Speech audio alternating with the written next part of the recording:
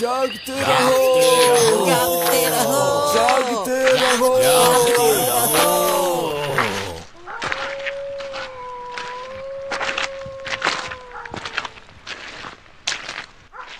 শীত আসার সাথে সাথেই গ্রামে শুরু হয়েছে ছিঁচকে চোরের উৎপাত। কয়েক মাস ধরে গ্রামের সর্বত্র চুরি হয়ে চলেছে, তাই গ্রামের মানুষ অতিষ্ঠ হয়ে রাত জেগে পাহারা দিচ্ছে এই ঘচুগঞ্জের রাস্তায় রাস্তায়।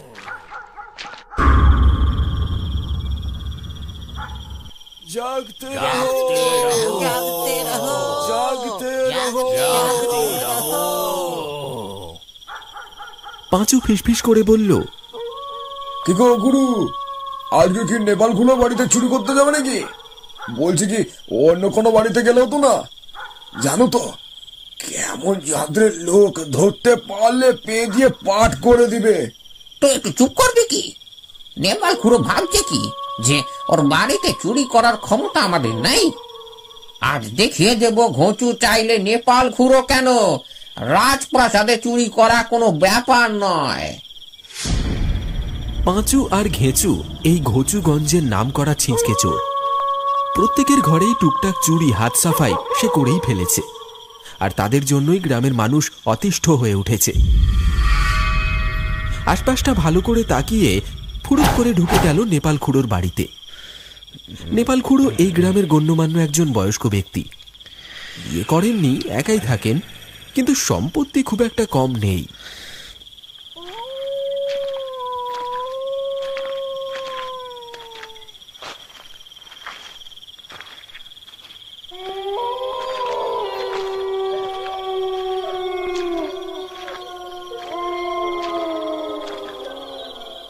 এবার যা পারবি ঝোলায় ঢুকিয়ে নে, খুব সাবধানে।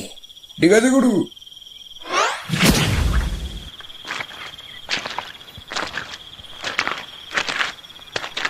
এই দাঁড়া, একটু দাঁড়া, সেই থেকে হেঁটে হেঁটে পাগুলো যেন ধরে গেল।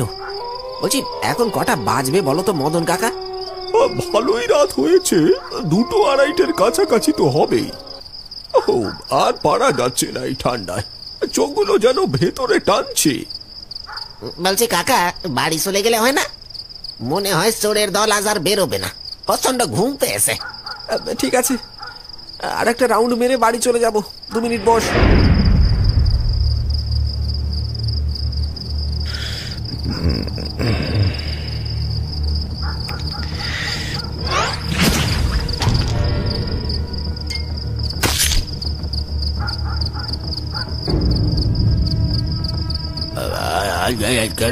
কেড়ে রান্নাঘরে দাঁড়া, আজ তোদের মজা দেখাবো।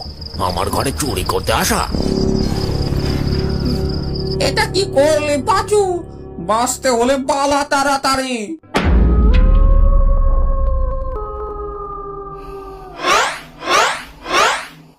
চোর চোর চোর, কে কোথায় আছিস? তাড়াতাড়ি আয়, চোর চুরি করে নিয়ে পালালো। মাচায় বসে বিশ্রাম নিচ্ছিল বসন্ত, মদন কাকা, শঙ্কর আরো অনেকে। শুনতে পেল নেপাল খুঁড়ো চোর চোর করে চিৎকার করছে। শ্যামল কাকা বলল, এখানে বসন্ত, বলতে না বলতে চোর বেটা বেরিয়ে পড়লো, তাও আবার একেবারে নেপাল খুঁড়োর বাড়িতে। তাড়াতাড়ি চল সবাই, তাড়াতাড়ি চল। কি গো খুঁড়ো, কি হলো? চোর চোর করে চিৎকার করছো কেন? আর বলিস না, চোর বেটার এত সাহস যে আমার ঘরে চুরি করতে আসে। আজ বেটাদের মজা দেখাবো, তাড়াতাড়ি চল আমার সাথে। বলছি খুড়ো, কোন দিকে গেছে বেটাগুলো? ওই কবরস্থানের রাস্তাটার দিকে ছুটে গেল দেখলাম। তাড়াতাড়ি চল, তা না হলে হাতের বাইরে চলে যাবে। কথা শেষ করেই সবাই রওনা দিল কবরস্থানের রাস্তার দিকে, যে দিকটায় ঘেঁচু আর পাঁচু ছুটে পালিয়েছে। সবাই মিলে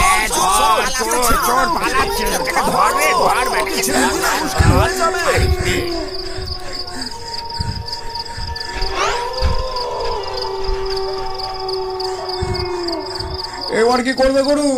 সামনে তো কবরস্থান, এবার আর কোন দিকে পালাবো? বাঁচতে হলে এই কবরস্থানে গা ঢাকা দিতে হবে। কি বলছো গুরু?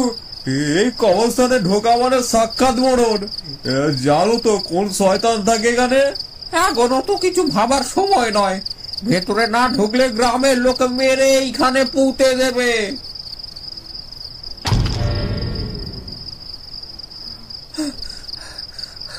বলছি গুরু, এবার কি করবো? ধরতে পারলে তো পে দিয়ে লাট করে দেবে। চুপ কর, বেশি বকবক করিস না, এখানে চুপ করে বসে থাক।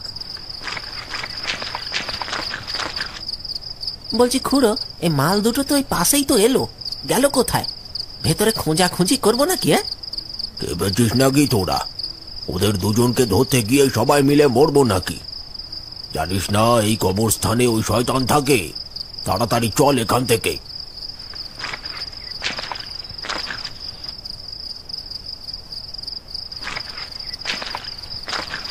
বলছি গুরু, ওরা চলে গেছে। এবার তাহলে চলো পালাই এখান থেকে। শুনেছি জায়গাটা ভালো নয়, বিপদ হতে পারে। তুই চুপ করবি কি? তুই নিজেও মরবি আর আমাকেও মারবি। এখন বাইরে গেলে বেঁচে যাবি ভেবেছিস? ধরতে পারলে মেরে এখানেই পুঁতে দেবে। গ্রামের মানুষ তাদের পেছনে ধাওয়া করেছে। মানুষের হাত থেকে বাঁচার জন্য পাঁচু আর ঘেঁচু ছেদি পুকুরের ওই ভয়ঙ্কর কবরস্থানটায় আশ্রয় নিয়েছে। চারিদিকে ঘুটঘুটে অন্ধকার, বন্য শিয়ালের চিৎকার পরিবেশকে যেন আরো ভয়ঙ্কর করে তুলেছে। চল পাচু, এবার এখান থেকে মানে কেটে পড়ি। ঝোপঝাড় ভেঙে বেরিয়ে এলো ঘোঁচু আর পাঁচু। ততক্ষণে গ্রামবাসীরা সবাই কবরস্থান ছেড়ে গ্রামের দিকে রওনা দিয়েছে। আশপাশটা ভালো করে দেখে নিয়ে পালাতে যাবে, ঠিক তখনই কাউকে দেখে থমকে দাঁড়িয়ে পড়ল তারা।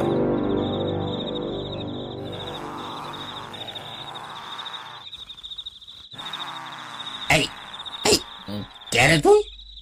এখানে কি করছিস? কোনো কথায় উত্তর দিল না সেই ব্যক্তি। তাদের কথায় যেন হুঁশ ফিরে পেল আর হালকা হালকা দুলতে শুরু করলো। আচমকাই সবাইকে চমকে দিয়ে উঠে দাঁড়ালো।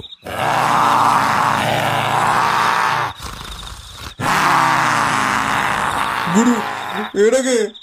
তার মানে এই শয়তান এখানে থাকে? এবার কি হবে গো গুরু? কি আর হবে? আর এক মুহূর্ত এখানে নয়, পালা এখান থেকে। তারা পালাতে যাবে, তৎক্ষণাৎ সেই মূর্তি ঝাঁপিয়ে পড়ল পাঁচুর ওপর। তারপর এক কামড়ে গলা থেকে তুলে নিল এক খামচার মাংস। ফিনকি দিয়ে বের হচ্ছে রক্ত, মরণ যন্ত্রণায় চিৎকার করছে পচা। আস্তে আস্তে চুপ হয়ে গেল। সুপ্ত লাভা যেন জ্বলে উঠেছে, আর তারই প্রকাশ হচ্ছে সেই মূর্তির দুই চোখ দিয়ে। যেন আগুনের শিখা চোখ থেকে বেরিয়ে এসে বাতাসকে স্পর্শ করছে। এরপর সেই মূর্তি পাঁচুর শরীরটাকে ছুঁড়ে ফেলে দিল কবরের একদিকে, আর ঘুরে তাকালো ঘেঁচুর দিকে। ঘেঁচু তখন প্রাণ ভয়ে দৌড়ে গেল কবরের গেটের দিকে। এখান থেকে বেরোতে পারলে হয়তো তার প্রাণটা বেঁচে যাবে। আর সেই মুহূর্তেই আকাশের দিকে তাকিয়ে চিৎকার করে এগিয়ে গেল ঘেঁচুর দিকে, যেন মনে হচ্ছে সে আজ নিজের শিকারকে এখান থেকে বের হতেই দেবে না। কেলো করেছে? এ তো গেটে তালা মারা। এখন কি করি? না, পাঁচিল টপকে পালাতে হবে। গেটে তালা দেওয়া, আর এক মুহূর্ত দেরি না করে ঘেঁচু এগিয়ে গেল সামনের পাঁচিলটার দিকে। যা হোক করে পাঁচিলটা টপকাতে পারলে হয়তো সে নিজের প্রাণটা বাঁচাতে পারবে। অন্যদিকে সেই পিশাচ শিকার না পাওয়ার রাগে ক্ষোভে চিৎকার করতে করতে এগিয়ে আসছে ঘেঁচুর দিকে। ঘেঁচু পালাতে যাবে, ঠিক তখনই কেউ যেন তার পাটা টেনে ধরল। টেনে হিচড়ে হিচড়ে মাটিতে নামিয়ে আনলো ঘেঁচুকে। ওরে বাপরে, মরে গেলাম রে। কোমরটা মনে হয় ভেঙে গেল রে। এ বাবা, এই শয়তান যে আমার পিছু ছাড়েনি। এবার আমার কি হবে? হে ভগবান, গ্রামবাসীদের হাত থেকে রক্ষা পেতে গিয়ে শয়তানের খপ্পরে পড়ে গেলাম। এবারের মতো রক্ষা করো। আমি কথা দিচ্ছি, চুরি করা ছেড়ে দেব। ঘেঁচুর কথাটা শেষ হওয়া মাত্রই সেই পিশাচ ঝাঁপিয়ে পড়ল ঘেঁচুর উপর। খপ করে মুন্ডুটা ধরে পটাশ করে ঘুরিয়ে দিল উল্টো দিকে। একটাও টু শব্দ করার সুযোগ দিল না ঘেঁচুকে, আর তার নিজের শরীরটাকে টানতে টানতে নিয়ে চলে গেল কবরস্থানের ভেতরের দিকে।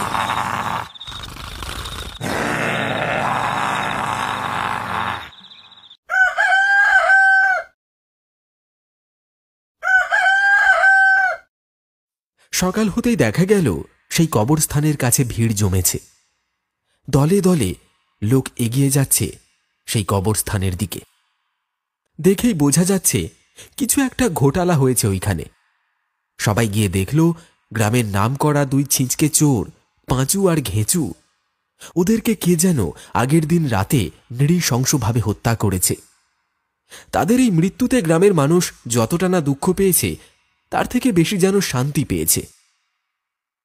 এখন রাতের অন্ধকারে চুরির হাত থেকে রক্ষা পেল এই গ্রাম।